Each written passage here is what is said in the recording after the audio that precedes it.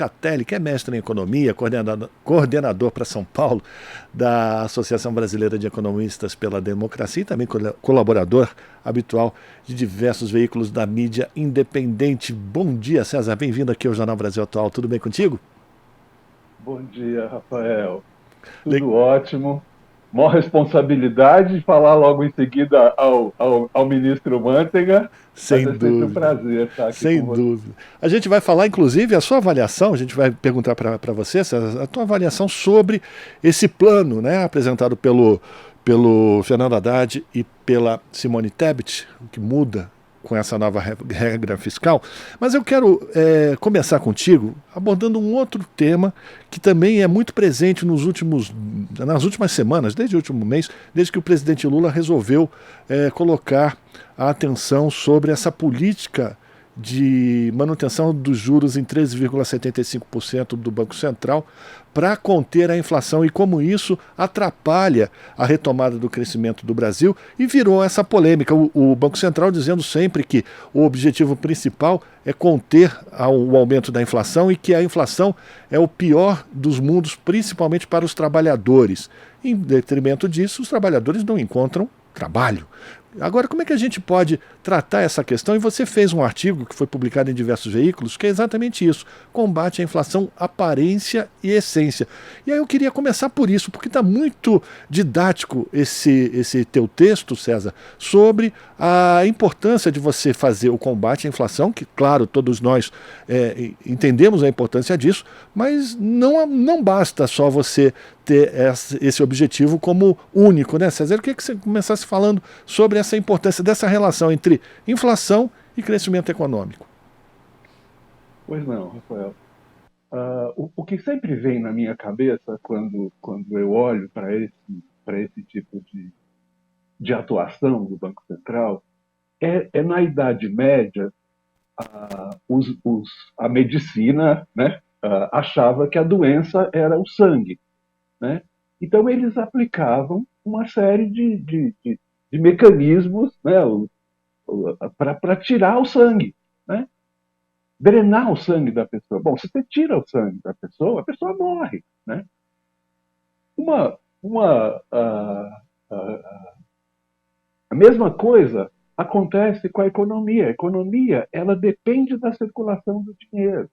Na hora que você restringe demais a circulação do dinheiro, ela derruba a economia, ela vai derrubando, derrubando, derrubando, e fica parece que a gente está num atoleiro, e olha há quantos anos parece que a gente está nesse atoleiro. É exatamente a mesma figura, vamos dizer assim, a comparação. Né?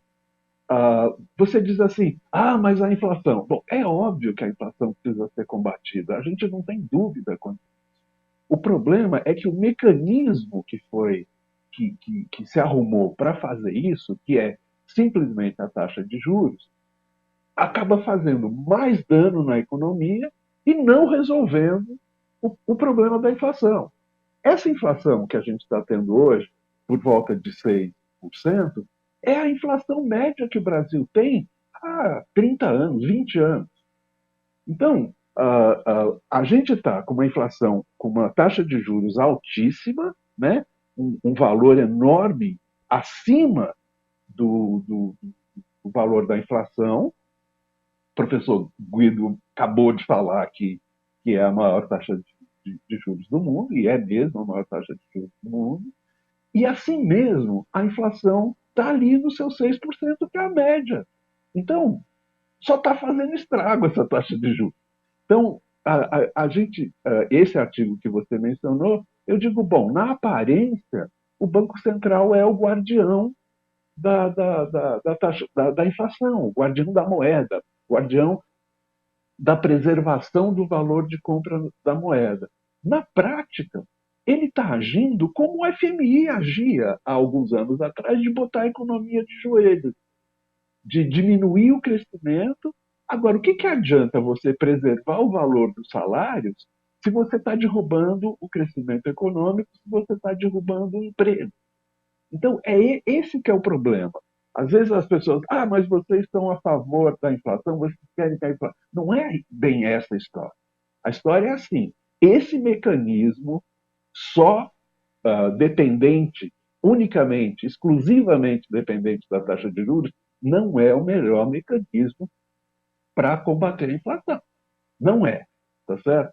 E por quê? Porque ele faz o que ele está fazendo agora. A gente tem um programa, todo um planejamento novo fiscal, tá certo? E o que está faltando? Está faltando um certo otimismo, está faltando que a economia, sabe, dê um vento favorável. Bom, o Banco Central está fazendo uma ventania contra, né? E está fazendo essa ventania contra há bastante tempo. É isso, Rafael. Quando eu falo no artigo que na aparência, a diferença entre aparência e essência, o que eu estou querendo dizer é assim: na aparência, ele está fazendo todo o bem para a economia brasileira, no sentido de não deixar a inflação subir demais, no sentido de ser o guardião do valor da moeda. Na essência, ele está botando uma trava enorme no emprego e no crescimento. Além do que, a gente está vendo muitas empresas não indo muito bem, né? Especialmente empresas de varejo. A gente já viu alguns casos, né? E eu tenho ouvido de pessoas de bancos, pessoas de mercado, que a situação não anda nada boa. Os bancos têm recebido diversos pedidos de renegociação porque as coisas não andam muito bem. Então, essa é a essência vamos dizer, dessa política de juros do Banco Central. Pois é, César, porque aí a gente tem também um outro dado. Você está falando exatamente do meio empresarial, mas a gente também tem as pesquisas que mostram que o índice de inadimplência do brasileiro também está batendo nas alturas, além de uma grande quantidade de pessoas que têm seus nomes negativados e também não têm nem acesso ao crédito. Né, por conta de não conseguir pagar suas dívidas. Portanto, entramos num círculo vicioso, né, é uma espiral para baixo. Né? É como quando você entra com o seu carro num atoleiro sem querer e você fica rodando e você não consegue sair, tá certo? Porque a roda fica rodando em falso e você não consegue sair. O governo tá trabalhando, eu não sei exatamente qual é a ideia que eles estão tendo de tentar fazer uma renegociação com as pessoas físicas e tudo. Né? Agora, o que seria a coisa mais importante nessa hora? É você arrumar um jeito de dar um empurrãozinho no carro para ele sair do atoleiro. Quem é que tem o poder de fazer esse empurrão? O governo. É o governo, tá certo? Porque se ele empurra, né, as pessoas começam a ficar mais otimistas, os empresários voltam a investir, você começa a rodar, começa a aumentar emprego, aumentando o emprego você diminui a inadimplência das pessoas, porque não tem muita dúvida de que foram todo esse período de pandemia e a taxa de juros muito alta. Esses são os motivos dessa inadimplência das pessoas físicas e a economia, embora muita gente resolva achar que é matemático, que é técnico, não é. A economia é assim, é uma ciência humana que ela depende, o andamento da economia depende muito da reação de cada um de nós. Né?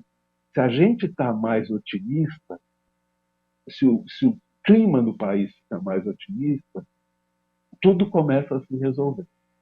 E quem é que vai dar, quem é que deveria, quem é que tem o poder, né, para dar esse empurrãozinho? É o governo. E é isso que é tolhido na hora que você tem o Banco Central fazendo campanha na sua ata lá, dizendo, é porque a casa... Eu fiz um estudo, Rafael, peguei as últimas 4 anos de atas do cupom, né? São 8 por ano, deu quase 30 atas lá. Em todas as atas eles falam da questão fiscal e da questão das reformas. Quer dizer, isso é técnico de juros, você ficar falando do fiscal todo santo dia, e essa última ata ela reforça um pouco mais. Então, assim, tem, além além da taxa de juros estar na lua, né, tem esse constrangimento que vem, obviamente que não vem do Banco Central só, ele está amparado por um grupo de mercado financeiro atrás e um grupo de economistas, né, conservadores, que acham que a saída é essa mesmo, que o governo tem que cortar, cortar, cortar, cortar, e que algum dia a gente vai sair desse atoleiro. A gente, do lado mais heterodoxo, vamos dizer assim, do lado mais progressista, a gente entende o contrário. A gente entende que precisa dar um empurrão. Na hora que der esse empurrão e sair desse atoleiro, as coisas começam a caminhar mais ou menos sozinhas. Né? Eu, particularmente, Rafael e amigos da Rádio Brasil Atual, eu acredito que essa coisa da regularização do Bolsa Família, por exemplo, e principalmente na hora que a gente conseguir, que esse governo conseguir, botar um aumento real para o salário mínimo, as coisas, sabe, as expectativas, né, o entendimento das pessoas, o otimismo das pessoas começa a voltar e a gente vai ter um crescimento. Né? Até porque Esse plano do novo marco fiscal, ele está constrangido, de certa forma, por fazer aquilo que acha que vai ser aceito pelo mercado, que vai ser aceito pelos economistas ortodoxos, vai ser aceito basicamente pelo Congresso, porque o Congresso tem muitos representantes deste grupo mais conservador lá no Congresso. Então, eu brincava com um amigo, Rafael, que a gente antigamente criticava o centroavante do time, a gente falava assim, pode botar um balde, que de repente o cara joga tão mal, se você botar um balde pode ser melhor, a bola bate no balde e entra. Esse melhor do que o teto de gasto, um balde, você botar um balde no lugar do teto de gasto, já melhorou muito, porque o teto só atrapalhou esse tempo todo. Tá certo? Já que a gente começou Agora, a falar, então vamos falar sobre esse plano apresentado pelo Haddad e pela Simone Tebet, César. Deixa eu só reapresentar para quem está chegando agora. A gente está falando com o César Locatelli, que é economista, mestre em economia, coordenador para São Paulo da Associação Brasileira de Economistas pela Democracia, e está aqui no Jornal Brasil Atual falando sobre o que pode mudar, ou fazendo uma avaliação da nova regra fiscal, a nova âncora que foi apresentada pelo ministro Haddad e a ministra Simone Tebet. E aí, eu já quero fazer também um gancho contigo, que é preciso modificar, e eles apontam isso, uma readequação da quantidade de isenções fiscais que são dados para diversos setores da indústria. Mas nesse momento, a gente também tem um processo muito sensível de tentar reindustrializar o país. É preciso ter muita habilidade para conseguir acertar o ponto, né, César, entre você tirar incentivos fiscais dessa indústria que está cambaleante e, ao mesmo tempo, você estimular que ela retome a sua pujança, enfim, que ela possa produzir mais bens na sociedade brasileira. Como é que você avalia de uma maneira mais ampla os pontos apresentados pelo Haddad e pela Simone Tebet e com relação à reativação de pontos que são muito sensíveis, inclusive, por exemplo, a indústria que é capaz de apresentar postos de trabalho com melhores remunerações, aumentar a massa salarial, aumentar enfim, a roda, a dinâmica da economia, né? Mais compra, mais produção, enfim. Como é que você avalia de uma maneira mais ampla tudo que foi apresentado pelo Haddad? Tá bom, vamos lá. Acho que a primeira coisa é assim, melhor do que o teto de gastos, o que você colocar no lugar está melhorando. Então, além disso, esse novo marco fiscal, ele tem algumas coisas bastante interessantes. O próprio ex-ministro estava dizendo sobre essa questão de você ter aquele 0,6 lá das receitas que você pode gastar, mesmo que as receitas diminuam, significa o quê? Significa que mesmo que o país entre numa recessão, você consegue fazer um pequeno gasto maior do que no ano anterior, o gasto do governo, um pouquinho maior do que o gasto do ano anterior. Isso é um instrumento de você tentar inverter o ciclo, né?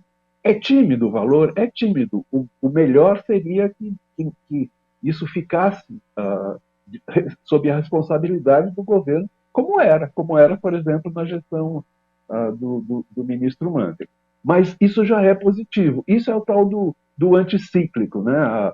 A economia ela entra em recessão, mas mesmo assim o governo consegue gastar um pouquinho mais para te dar um impulso e tira a economia da recessão, tá certo? Do outro lado, você tem um limite para cima, no sentido assim, a economia está indo muito bem, mas você, ao invés de gastar tudo que ela está indo bem, você gasta um pouco menos e segura um pouquinho para o momento ruim, né? Eu não gosto muito de comparar, porque a economia de um país é completamente diferente da economia doméstica, né? Essas pessoas que começam a comparar, não, porque numa casa você é completamente diferente, né? Uma coisa da outra, né? Porque a economia, quem tem o poder de emitir dinheiro é o governo. Então não dá para comparar com família. Essas comparações normalmente levam a gente a conclusão errada. Mas faz todo sentido você, num momento bom da economia, você diminuir um pouquinho o gasto, né? E no momento ruim você aumentar um pouquinho o gasto. Esse é o contracíclico que a gente fala, né? Você está invertendo ao ciclo. Bom, dito isso, o segundo ponto sobre o, o novo marco fiscal é assim: os conservadores vão dizer que não, que precisava cortar mais gastos, não, que precisava, que vai ter que aumentar impostos e tal. Bom, essa moçada ela está contra, ela é a favor desse tipo de política econômica que a gente está vivendo desde o golpe contra a presidenta Dilma. É essa política que eles gostam, não vão gostar da política que vai ser feita, que já começou a ser feita e vai ser feita pelo governo Lula. Agora, entre nós, os heterodoxos, ainda tem duas linhas, Rafael e amigos e amigas. Tem duas linhas. Uma linha que diz assim: a gente precisava ir para o limite, sabe? E daí diminuir com a resistência do Congresso. E a outra linha é: a gente já foi mais para o lugar mais adequado, tá certo? Então tem grande chance de ser aprovado como está. Essa que está sendo vamos dizer, a discussão entre os economistas mais progressistas, né? Eu, do meu lado, eu tendo mais a achar que a gente está sendo constrangido, o governo está sendo constrangido, especialmente pelo Banco Central e por essa composição da Câmara, do Senado, mas eu estou otimista que a volta do Bolsa Família, tem um item importante desse novo marco, que é o item de você manter os investimentos do governo federal. Lá, o número pode ser que mude ainda um pouco, e as regras talvez mudem um pouco, mas você manter 75 bilhões ali de investimento em qualquer situação.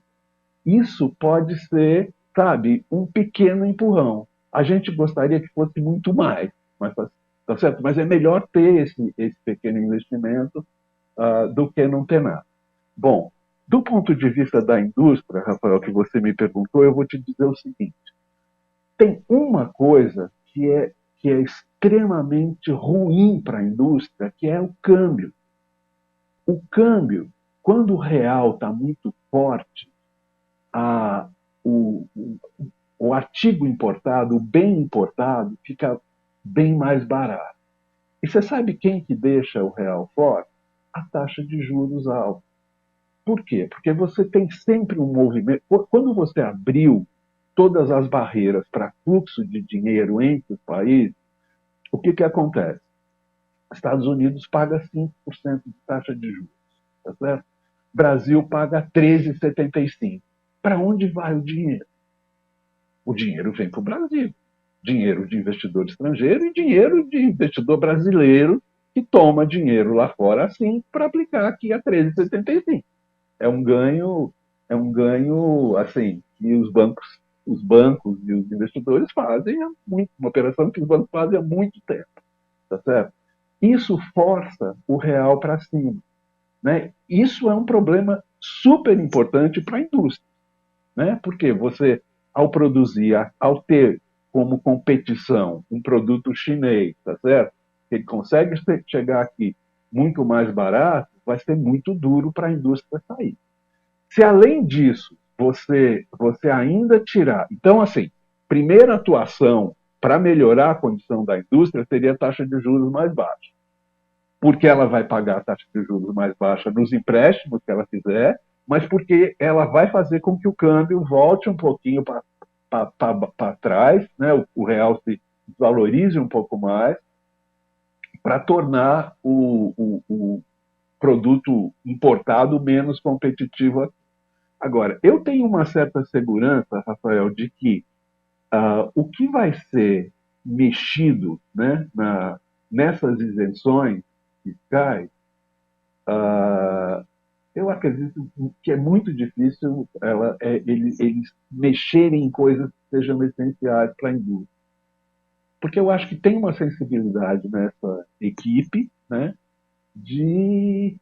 Tem, assim, tem um monte de coisa que já não tem mais efeito, tá certo? Agora, se tiver coisa que tenha um efeito muito ruim para a reindustrialização, eu não tenho muita dúvida de que vai ter bastante gente dentro da equipe que vai dar uma segurada, sabe? Eu confio mais nessas pessoas que estão, não só na fazenda, né? Estão na fazenda, estão no planejamento, estão na indústria, no Ministério da Indústria e tal, que consigam mostrar, olha, se você mexer nisso aqui, fica muito mais difícil a reindustrialização. Agora, César, para a gente terminar, eu queria que você abordasse a questão dos bancos públicos, o papel do BNDES, do Banco do Brasil e da Caixa Econômica, nesse esforço de baixar os juros finais. Porque a gente está falando da taxa básica de juros em 13,75, mas aquele valor que é emprestado de verdade para a pessoa, enfim, para o consumidor final, ou mesmo para a indústria, para o comércio, para o serviço, é imensamente maior do que isso, né? O Rafael, na época lá do primeiro mandato do presidente Lula, o Banco Central praticou taxa de juros muito alta, muito alta.